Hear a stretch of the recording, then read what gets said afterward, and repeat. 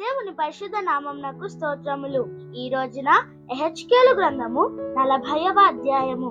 ఈ అధ్యాయములో 49 వచనాలు ఉన్నాయి. మొదటి వచనం, మనము చెరలోనికి వచ్చిన 25వ సంవత్సరము మొదటి నెల 10వ దినమున, అనగా పట్టణము కొల్లపోయిన 14వ సంవత్సరమున, ఆ దినముననే యెహోవా హస్తము నా మీదికి రాగా ఆయన నన్ను పట్టణమునకు తోడుకొని పోయెను. రెండవ వచనం, దేవుని దర్శన వసుడనైన నన్ను ఇశ్రాయేలీయుల దేశములోనికి తోడుకొని వచ్చి మిగుల ఉన్నతమైన పర్వతము మీద ఉంచెను. దానిపైన దక్షిణపు తట్టున పట్టణము వంటిదొకటి నాకు అగుపడెను. మూడవ వచనం, అక్కడికి ఆయన నన్ను తోడుకొని రాగా ఒక మనుషుడుండెను. ఆయన మెరయుచున్న ఇత్తడి వలె కనబడెను. దారమును కోలకర్రయు చేత పట్టుకొని ద్వారములో ఆయన నిలువబడి ఉండెను.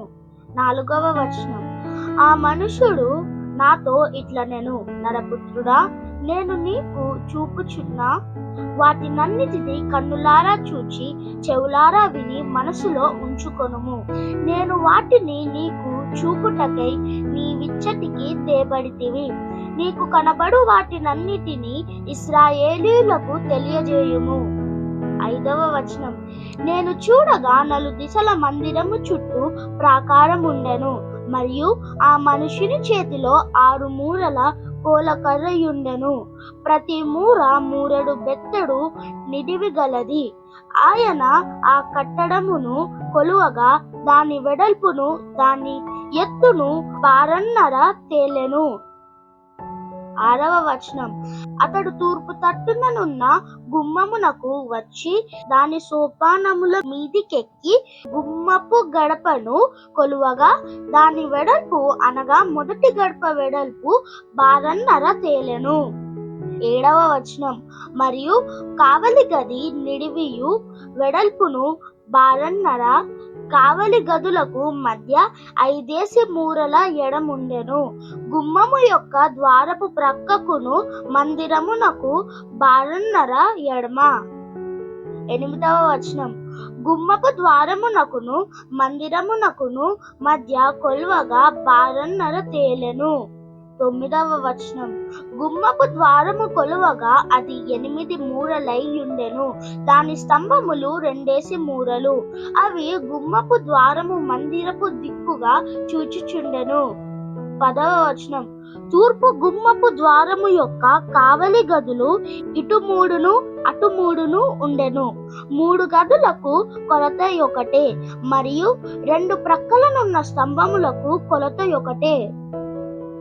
11వ వచనం, ఆయా గుమ్మముల వాకిన్లు కొలువగా వాటి వెడల్పు 10 మూరలును నిడివి 13 మూరలును తేలెను. 12వ వచనం, కావలి గదుల ముందర 3 ఎత్తుగల గోడ ఇరు ప్రక్కల నుండెను. ఆ ప్రక్కను ఈ ప్రక్కను 3 ఎత్తుగల గోడయుండెను. గదులైతే ఇరు ప్రక్కలను 6 మూరల ఎత్తుగలవి. 13వ వచనం, ఒక గది కప్పు నుండి 2వ దాని కప్పు వరకు గుమ్మమును కొలువగా 25 మూరల వెడల్పు తేలెను. 2 వాకిట్ల మధ్య గోడను అదే కొలత. 14వ వచనం, 60 మూరలు ఎడముగా ఒక్కొక్క స్తంభము నిలువబెట్టబడెను. గుమ్మము చుట్టూనున్న ఆవరణము స్తంభముల వరకు వ్యాపించెను. 15వ వచనం, బయటి గుమ్మము నొద్ద నుండి లోపటి గుమ్మపు ద్వారము వరకు 10 మూరలు. 16వ వచనం, కావలి గదులకును గుమ్మములకు లోపల వాటి మధ్యగా చుట్టూ నున్న గోడలకును ప్రక్క గదులకును కమ్ములు పెట్టబడిన కిటికీలుండెను. గోడలోని స్తంభములకును కిటికీలుండెను. ప్రతి స్తంభము మీదను ఖర్జూరపు చెట్లు రూపింపబడి ఉండెను. 17వ వచనం. అతడు బయటి ఆవరణములోనికి నన్ను తీసుకొని రాగా అచ్చట గదులను చప్టాయు కనబడెను. చప్టా మీద 30 చిన్న గదులు ఏర్పడి ఉండెను. 18వ వచనం. ఈ చప్టా గుమ్మముల వరకుండి వాటి వెడల్పున సాగియుండెను. అది క్రింది చప్టా ఆయను. 19వ వచనం. క్రింది గుమ్మము మొదలుకొని లోపలి ఆవరణము వరకు ఆయన వెడల్పు కొలువగా అది తూర్పునను ఉత్తరమునను 100 మూరలాయెను. 20వ వచనం. మరియు ఉత్తరపు వైపున బయటి ఆవరణము చూచుచుండు గుమ్మపు నిడివిని వెడల్పును. 21వ వచనం.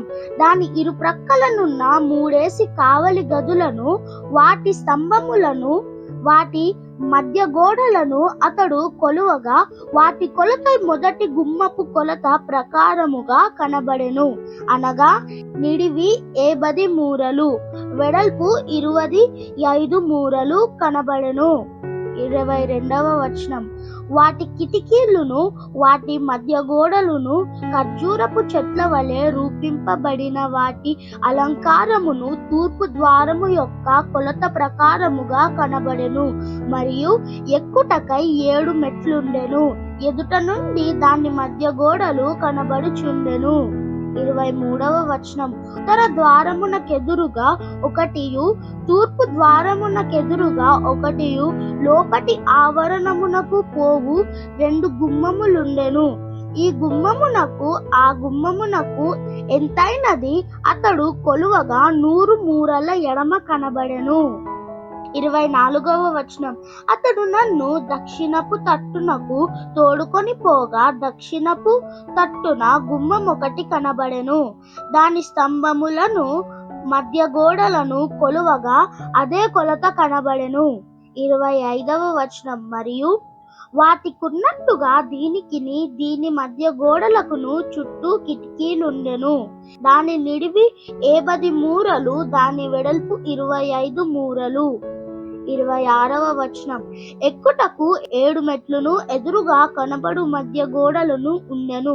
మరియు దాని స్తంభముల ఇరు ప్రక్కలను ఖర్జూరపు చెట్లను పోలిన అలంకారముండెను.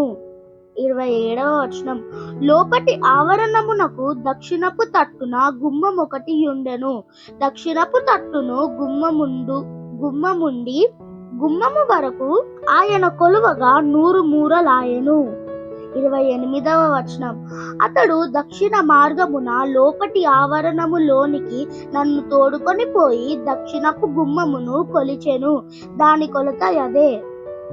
29వ వచనం. మరియు దాని కావలి గదులను, స్తంభములను, మధ్య గోడలను పై చెప్పిన కొలతకు సరిపడెను.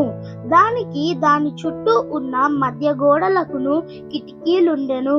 దాని నిడివి 70 మూరలు, దాని వెడల్పు 25 మూరలు. 30వ వచనం.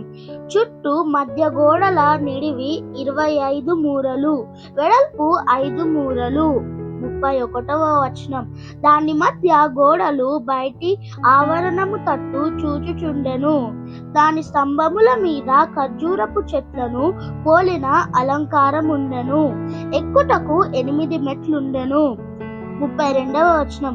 తూర్పు తట్టు లోపటి ఆవరణములోనికి నన్ను తోడుకొని పోయి దాని గుమ్మమును ఆయన కొలువగా పై చెప్పిన కొలత తేలెను. 33వ వచనం. దాని కావలి గదులకును, స్తంభములకును, మధ్య గోడలకును కొలత ఇదే. దానికిని దాని చుట్టూనున్న మధ్య గోడలకును కిటికీలుండెను. నిడివి 70 మూరలు, వెడల్పు 25 మూరలు. 34వ వచనం. దాని మధ్య గోడలు బయటి ఆవరణము తట్టు చూచుచుండెను. ఈ ప్రక్కను ఆ ప్రక్కను దాని స్తంభముల మీద ఖర్జూరపు చెట్టును పోలిన అలంకారం ఉండెను. ఎక్కుటకు 8 మెట్లుండెను. 35వ వచనం. ఉత్తరపు గుమ్మమునకు అతడు నన్ను తోడుకొని పోయి దాని కొలువగా అదే కొలత యాయెను. 36వ వచనం. దాని కావలి గదులకును స్తంభములకును దాని మధ్య గోడలకును అదే కొలత. దానికిని దాని చుట్టూనున్న మధ్య గోడలకును కిటికీలుండెను. దాని నిడివి 70 మూరలు, దాని వెడల్పు 25 మూరలు. 37వ వచనం. దాని స్తంభములు బయటి ఆవరణము తట్టు చూచుచుండెను. ఆ స్తంభముల మీద ఈ ప్రక్కను ఆ ప్రక్కను ఖర్జూరపు చెట్లను పోలిన అలంకారం ఉండెను. ఎక్కుటకు 8 మెట్లుండెను. 38వ వచనం. గుమ్మముల స్తంభముల యొద్ద వాకిలి గల గది ఉండెను. అక్కడ దహన బలి పశువుల మాంసము కడుగుదురు. 39వ వచనం. మరియు గుమ్మపు మంటపములో ఇరు ప్రక్కల 2 బల్లలుంచబడను. వీటి మీద దహన బలి పశువులను, పాప పరిహారార్థ బలి పశువులను, అపరాధ పరిహారార్థ బలి పశువులను వధింపబడును. 40వ వచనం. గుమ్మము యొక్క వాకిళ్ల దగ్గర ఉత్తరపు దిక్కున మెట్లు ఎక్కు చోటున ఇరు ప్రక్కల 2 బలులుండెను. అనగా గుమ్మపు 2 ప్రక్కల 4 బలులుండెను. ఇవి పశువులను వధించుటకై ఉంచబడి ఉండెను. 41వ వచనం. దహన బలి పశువులు మొదలగు బలి పశువులను వధించుటకై వినియోగించు ఉపకరణము లుంచదగిన 8 బల్లల ఈ తట్టు 4 ఆ తట్టు 4 మెట్ల దగ్గర నుండెను. 42వ వచనం. అవి 3.5 నిడివియు 3.5 వెడల్పును 3 ఎత్తును గలిగి మలిచిన రాతితో చేయబడి ఉండెను. 43వ వచనం. చుట్టూ గోడకు అడుగడుగు పొడుగు గల మేకుల నాటబడి ఉండెను. అర్పణ సంబంధమైన మాంసము బల్లల మీద ఉంచుదురు. 44వ వచనం. లోపటి గుమ్మము బయట లోపటి ఆవరణంలో ఉత్తరపు గుమ్మము దగ్గర నుండి దక్షిణముగా చూచునొకటియు, తూర్పు గుమ్మము దగ్గర నుండి ఉత్తరముగా చూచునొకటియు 2 గదులుండెను. 45వ వచనం. అప్పుడతడు నాతో ఇట్లనెను, దక్షిణపు తట్టు చూచు గది మందిరమునకు కావలివారగు యాజకులది. 46వ వచనం. ఉత్తరపు తట్టు చూచు గది బలిపీఠమునకు కావలివారగు యాజకులది. వీరు లేవీయులలో సాదోకు సంతతి వారై సేవ చేయుటకై యెహోవా సన్నిధికి వచ్చువారు. 47వ వచనం. అతడు ఆ ఆవరణమును కొలువగా నిడివియు వెడల్పును 100 మూరలై చచ్చౌకముగా ఉండెను. మందిరమునకు ఎదురుగా బలిపీఠముంచబడెను. 48వ వచనం. అతడు మందిరము యొక్క మంటపములోనికి నన్ను తోడుకొని వచ్చి మంటప స్తంభములను ఒక్కొక్క దాని కొలువగా అది ఇరు ప్రక్కల 5 మూరలుండెను. గుమ్మము ఇరు ప్రక్కల 3 మూరల వెడల్పు. 49వ వచనం. మంటపమునకు నిడివి 20 మూరలు. ఎక్కుటకై ఎంచబడిన మెట్ల దగ్గర దాని వెడల్పు 11 మూరలు. స్తంభముల దగ్గర ఇరు ప్రక్కల ఒక్కొక్కటిగా కంబములుంచబడెను. దేవుడు చదవబడిన పరిశుద్ధ వాక్యాన్ని మనందరి వినికిల్లో దీవించి మనల్ని ఆశీర్వదించును గాక. ఆమెన్.